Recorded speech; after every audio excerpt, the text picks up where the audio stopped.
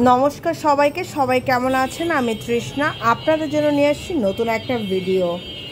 তো আজকে আমি বানাবো হচ্ছে পুঁই শাকের কিছু আছে না, যে কয়েকদিন হলো কিছু কিছু জিনিস রয়ে গেল, সেইটা দিয়েই পুঁই শাকটা রান্না করব। তো রান্না করার জন্য কি কি যে মশলা লাগবে সেগুলো তোমাদের সাথে শেয়ার করছি। এখানে আছে পেঁয়াজ, সাদা সরিষা, কালো সরিষা, কাঁচা লঙ্কা, সবগুলোকে ব্লেন্ড করে নেব। কড়াইতে কিন্তু আমি তেলটা গরম করতে বসিয়ে দিয়েছি। এর মধ্যে দিয়ে দিলাম একটা শুকনো মরিচ ফোড়ন। তো চলো শুকনো মরিচটাকে আগে একটু হালকা ভেজে নেই। দিয়ে দেবো এখন এর মধ্যে পেঁয়াজ কুচি। পেঁয়াজটাকে ভেজে নেব। খুব বেশি ভাজার দরকার নেই, সামান্য পরিমাণে ভাজলেই হয়ে যাবে। কিন্তু এখানে দেখো পুঁই শাকটাকে কিন্তু আমি ধুয়ে কেটে রেখে দিয়েছি, যে কটা আমার কাছে ছিল ঠিক ওই কটাই রান্না করব। দিয়ে দেবো এর মধ্যে পাতাগুলো আর দুই একটা যে ডগা থাকে সেটা। খুব বেশি সময় কিন্তু লাগে না এটা রান্না করতে, 2 থেকে 3 মিনিট রান্না করলেই ডান। তো দেখো পাতাগুলো কিন্তু দেওয়ার সাথে সাথে কমে গেল।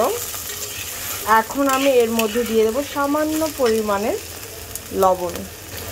যেহেতু সবজির পরিমাণে কম, ঠিক আমি এতটুকু পরিমাণে লবণ দিয়ে দিলাম। যদি লাগে সেটা আমি পরবর্তীতে ব্যবহার করব।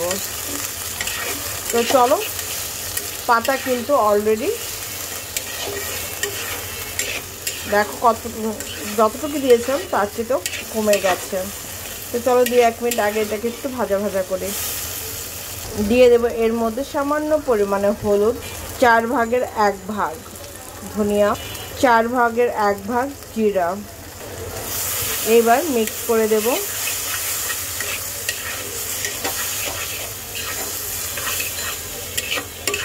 মশলাটাকে তেলের সাথে একটু মিক্স করে দিলাম। এখন আমি ব্লেন্ড করা মশলাটা দিয়ে দেব।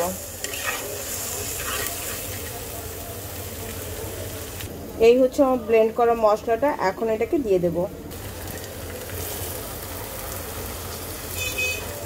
পুরো মশলাটাই দিয়ে দিলাম। আগে একটু মিক্সড করে নিই। মিক্সড করা হয়ে গেলে কি দারুণ হয়েছে। মশলা ধোয়া জলটা দিয়ে দেব। এই আমি মশলা ধোয়া জলটা দিয়ে দিলাম। এর মধ্যে আর কোনো কিচ্ছু যাবে না, জাস্ট 2 থেকে 3 মিনিট এটাকে আমি জাল করব, তাহলেই হয়ে গেল।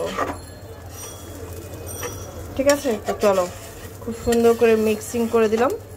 এখন 2 থেকে 3 মিনিট পর তোমাদের সাথে শেয়ার করছি।